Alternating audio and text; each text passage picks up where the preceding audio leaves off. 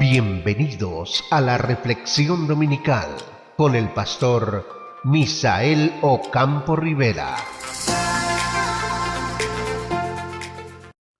Hola amigos, cordial saludo, bienvenidos a nuestra reflexión dominical.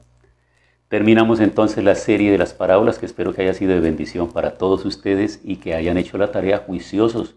Recuerden que cada domingo les estaba pidiendo que se reunieran en familia y hablaran, comentaran, tuvieran conversatorios acerca de los temas de las parábolas. Pues bien, hoy voy a iniciar una nueva serie sobre temas de familia, ganando las batallas más difíciles en la vida personal y en la vida familiar. El hombre fue hecho como corona de la creación luego que Dios creó al mundo, sus constelaciones, sus planetas, sus astros, la tierra, con sus días y con sus noches, las plantas, los peces, las aves, los animales de todas las especies, las aguas, tanto las dulces como las saladas, y diseñó el huerto del Edén. Entonces creó al hombre con su propia mano y sopló en él aliento de vida y fue el hombre un ser viviente. Luego formó de la costilla del hombre a la mujer.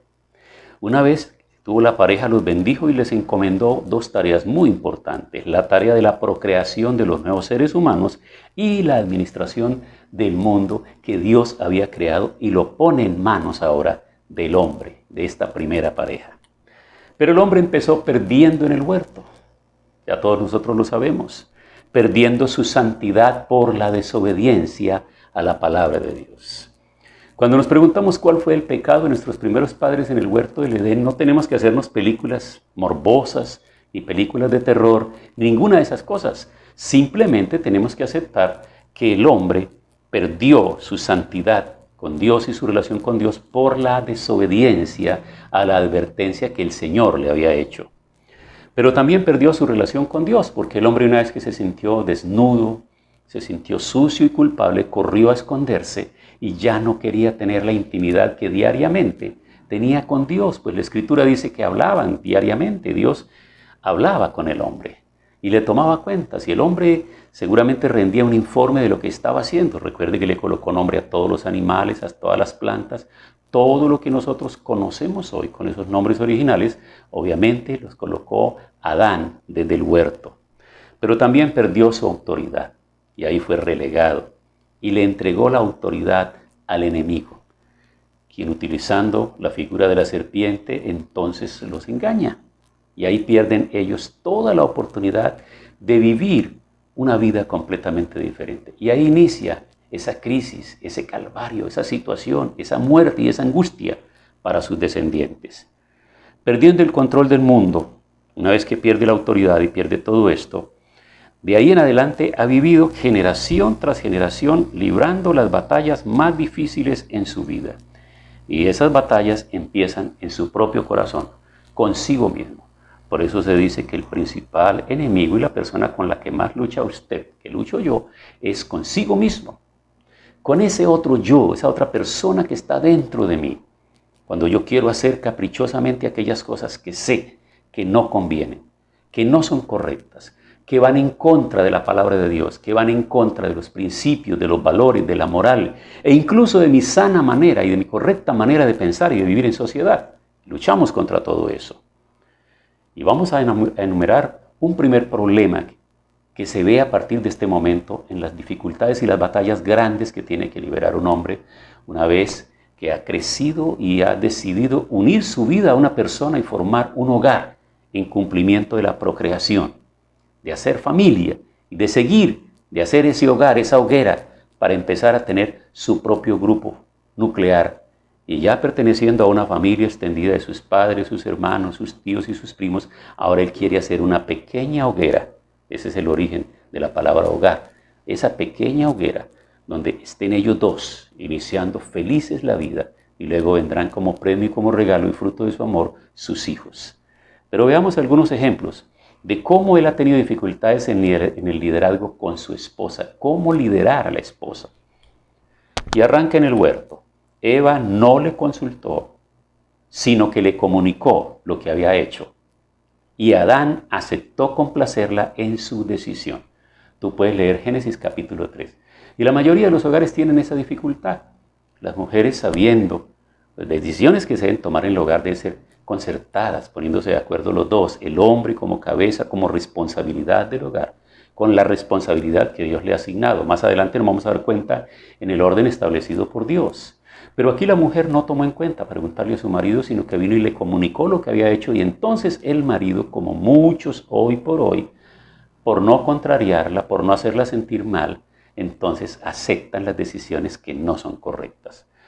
Otra mujer que encontramos aquí, que no fue fácil someterse al liderazgo de su esposo, fue la mujer de Lot. No aceptó salir voluntariamente de Sodoma cuando recibieron la orden del ángel de abandonar la ciudad y no volver a mirar a esa ciudad. No aceptó la decisión de su marido. Lo puedes constatar al leer Génesis en el capítulo 19.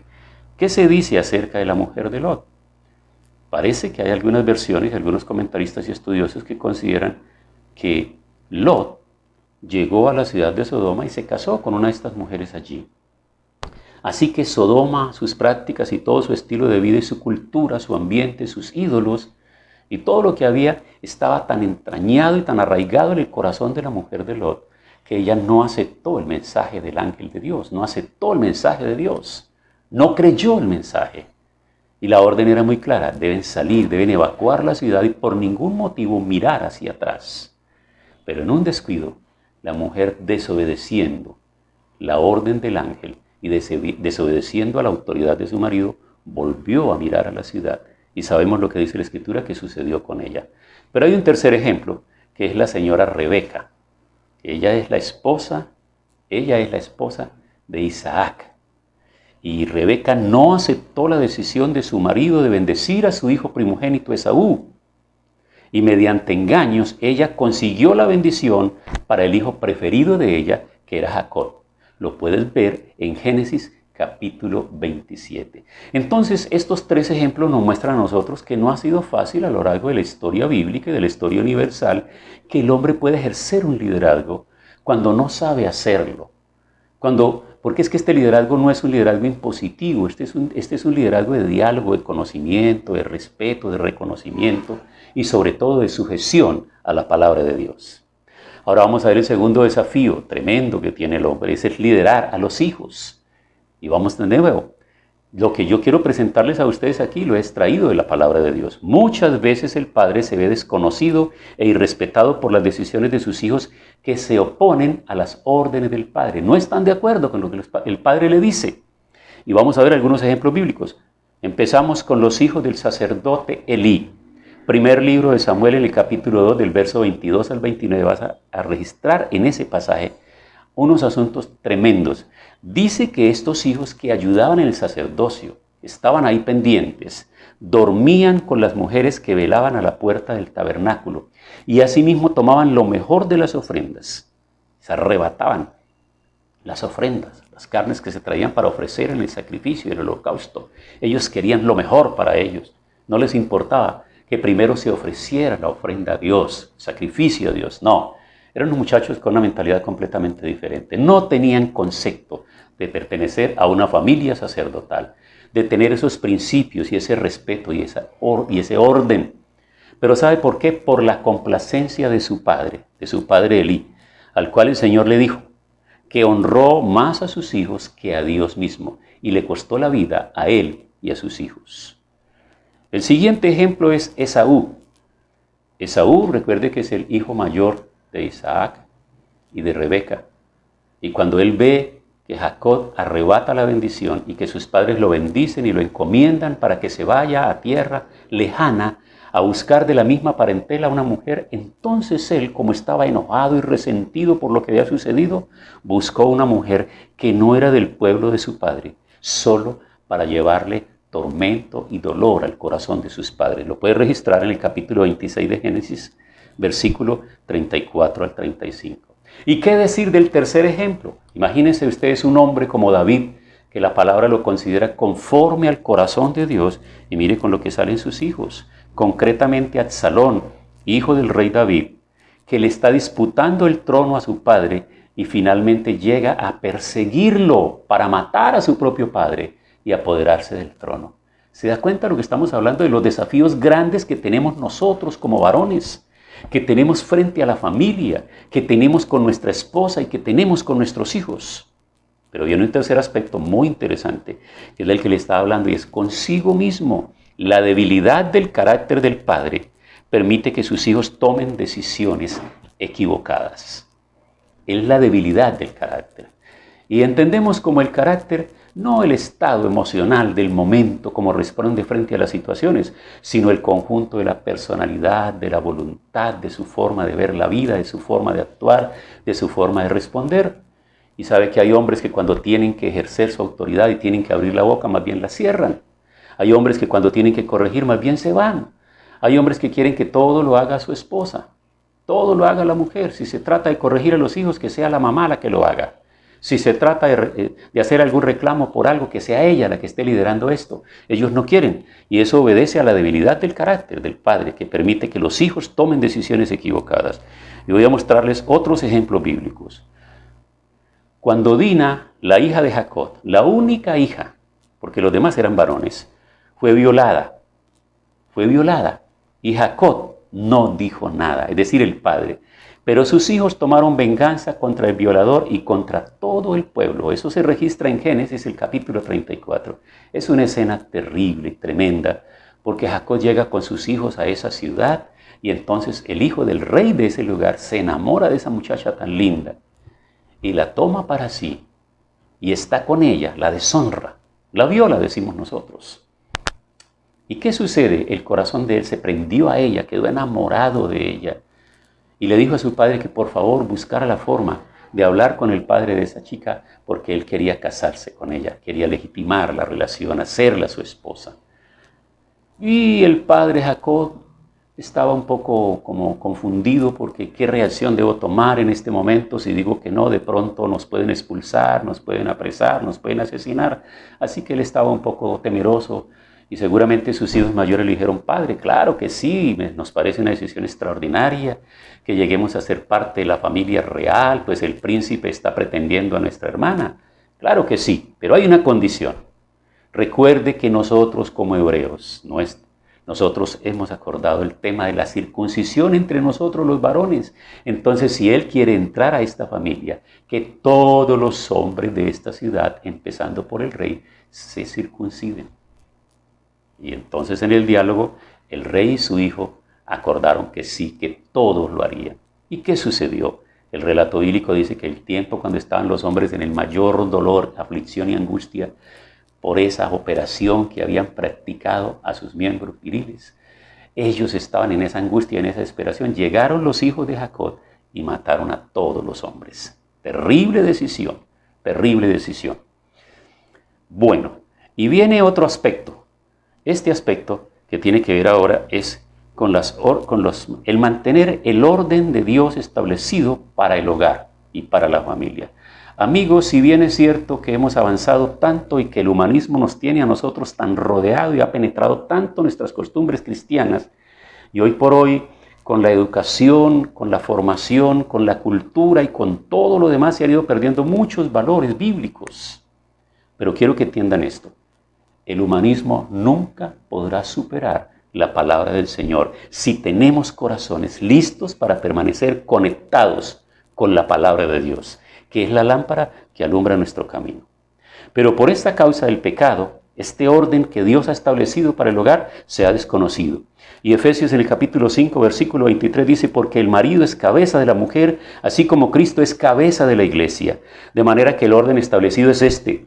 Cristo es la cabeza de la iglesia. El hombre es la cabeza del hogar, luego sigue su mujer y posteriormente vienen los hijos y todos sujetos a Cristo y en amor unos con otros. Ahora la pregunta es, ¿y por qué en los hogares cristianos no se ve ese orden en muchos de esos hogares? ¿Por qué en muchos de los hogares cristianos se ve que la autoridad es la esposa y no el esposo? ¿Por qué estamos pervirtiendo el orden de la palabra?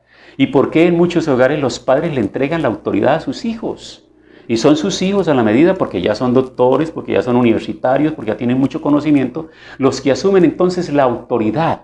Recuerde que autoridad es diferente a conocimiento.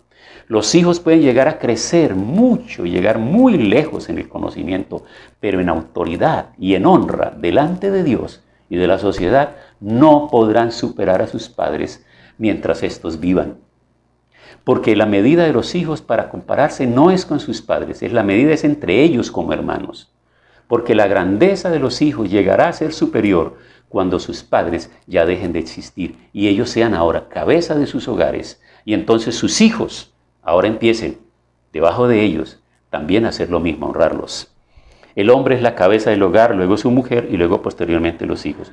Muchos hombres han entregado el liderazgo del hogar a su mujer y los hijos no ven al padre como la autoridad del hogar. Y creo yo, amigos, que uno de los problemas que tenemos en este tiempo para tanto problema de identidad de género y tanta confusión tenga que ver con esto.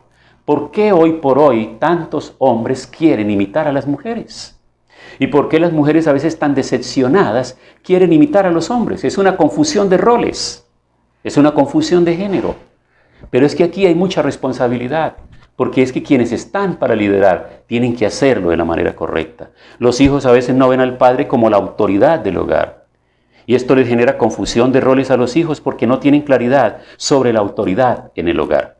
De manera que el manejo del liderazgo al estilo de Dios se le ha convertido a algunos hombres en la batalla más difícil en la vida. Hay una crisis de hombría en este momento, no de machismo, sino de hombría. Porque el machismo es aquello que el hombre es un hombre patán, un hombre con características animalescas que sigue sometiendo a la mujer y cree que él es el macho que la tiene que dominar, que no tiene que respetarla, que la maltrata y hace tantas cosas. No estoy hablando de eso, estoy hablando de la hombría, es decir, de la hombría que es sinónimo de Cristo, de hombres que viven al estilo de Cristo, están sometidos a Dios el Padre, guardan el orden de la palabra y en esa autoridad ellos tienen a su hogar en alta estima, aman a su esposa, la respetan, aman a sus hijos, los edifican, los ayudan, los bendicen. Ese orden tiene que ser restaurado en los hogares, porque si no, no crean ustedes que la bendición solamente se mide en términos económicos. Hay hogares donde abunda el dinero, hay hogares donde tienen todas las cosas que quieren, pero no viven de acuerdo a la voluntad del Señor. No están viviendo en la bendición de la palabra del Señor. Nosotros no somos personas simplemente humanas. Nosotros somos personas espirituales también y trascendentes. Y el trabajo que hagamos aquí en la tierra tendrá repercusión para la eternidad. Así que padres, madres, hijos, ¿cómo me gustaría que en esta semana podamos hablar de este tema en casa? Los que ya tienen hijos adolescentes, los que tienen hijos jóvenes todavía en la casa, aquellos de los que les he dicho en el pasado en otras reflexiones, aquellos que empiezan a convertir su casa en el hotel y empiezan a tomar sus propias decisiones y no consienten con sus padres y no acuerdan con sus padres y hacen de su casa un hotel donde entran y salen. Pues yo creo que esto debe dialogarse y mirar para que todos estos conductos regulares sigan establecidos de acuerdo a la palabra del Señor para que la bendición siga fluyendo sobre nuestros hogares. ¿Qué tal si oramos en este momento? Seguramente esta enseñanza en el día de hoy podría ayudar a una familia y si solo una familia hoy fuere bendecida por esta reflexión, no he perdido mi tiempo. Mi hogar está bendecido, mi hogar está en bendición. Dios me ha ayudado para que esto que yo les comparto a ustedes se pueda vivenciar en mi hogar, en mi familia, con mi esposa y con mis hijos. Por eso les hablo desde mi corazón, no les hablo extraído de libros de un lado de otro, les hablo y les hablé directamente de la palabra del Señor. Acompáñame a esta oración. Padre, en el día de hoy quiero darte gracias por esta palabra. Gracias porque esta palabra nos edifica, nos exhorta y a la vez nos consuela y nos llama a nosotros a revisar nuestra relación, a ver esos desafíos tan grandes que tenemos en la vida, nosotros como varones, que tienen nuestras esposas, que tienen nuestros hijos. Señor, que estos hogares nucleares puedan fortalecerse, que la presencia del Espíritu Santo esté ahí, latente, que la palabra siempre esté en el corazón de cada uno de nosotros. Gracias en el nombre de Cristo Jesús. Amén. Bueno, amigos, espero que durante esta semana esta palabra nos ayude, forme parte de nuestra reflexión diaria. Siquiera una palabrita, hablemos sobre este tema. Bendiciones para todos. Hemos disfrutado de la reflexión dominical. Los invito a escuchar diariamente Momentos de Reflexión con el pastor Misael Ocampo Rivera.